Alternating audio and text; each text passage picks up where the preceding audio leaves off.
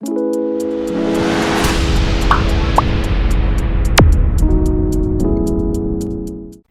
बच्चों, कैसे हो सब अच्छे होंगे। तो चलिए आज का हम अपना अध्याय आरंभ करते हैं। आज हम पढ़ेंगे बेटा पर्यायवाची शब्दों के बारे में।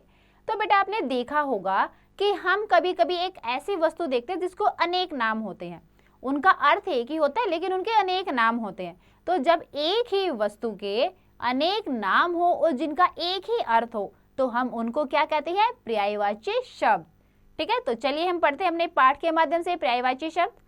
पढ़िए और समझिए। देखिए, यह वृक्ष है, इसे तरु भी कहा जाता है, सामान्यतः इसे पेड़ भी कहते हैं। तो देखो पेड़ के कितने सारे नाम दिए यहाँ पे, क्या क्या बोला है पेड़ को? वृक्ष, तरु। ठीक है, आगे देखो कमल है। देखो यह कमल है, इसे नीरज भी कहा जाता है, कुछ लोग इसे पंकज भी कहते हैं। तो कमल, नीरज, पंकज सभी क्या है? एक ही नाम है, कमल के ही है। वैसे वृक्ष, तरु, पेड़ सभी का एक ही अर्थ है, पेड़। अब आगे देखिए बेटा, उपयुक्त वाक्यों में वृक्ष के लिए तरु तथा पेड़ शब्दों का प्रयोग किया गया है और कमल के लिए नीरज तथा पंकज शब्दों का प्रयोग किया गया है। हम एक ही प्राणी या वस्तु को कई नामों से पुकार सकते हैं, इससे उनके अर्थ में कोई परिवर्तन नहीं आता। ये शब्द एक दूसरे के समानार्थी या पर्यायवाची होते हैं।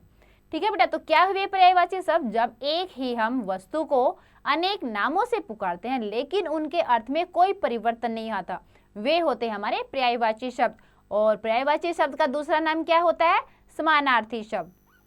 ठीक है, तो क्या परिभाषा लिखेंगे हम पर्यायवाची शब्द की? देखो, वे शब्द जो समान अर्थ प्रकट करते हैं समानार्थी या पर्यायवाची शब्द कहलाते हैं। कुछ अन्य पर्यायवाची शब्द इस प्रकार है, इन्हें याद कीजिए। तो यहाँ पर देखो बेटा, बहुत सारे पर्यायवाची शब्द दिए गए हैं, आप इनको अच्छे से समझ गए, आप इनको याद कीजिए। देखिए, आकाश, आकाश का क्या है? नभ, आसमान, गगन। जंगल, वन, कानन, अरण्य। सूर्य, रवि, दिनकर, प्रभाकर। गुरु, शिक्षक, अध्यापक, आचार्य। पुष्प, कुसुम, सुमन, फूल। बादल, मेघ, जलधर, जलद। सिंह, केसरी, शेर, वनराज। संसार, जगत, दुनिया, विश्व। घर, सदन, आवास, भवन। मित्र, दोस्त, संगी, साथी। बंदर, वानर, कपि, कपीश। पृथ्वी, भू, भूमि, धरा। किनारा, छोर, तीर, तट। पानी, जल, नीर, तोय। पहाड़, पर्वत, भूदर, गिरी। दिन, दिवस, वार, वासर।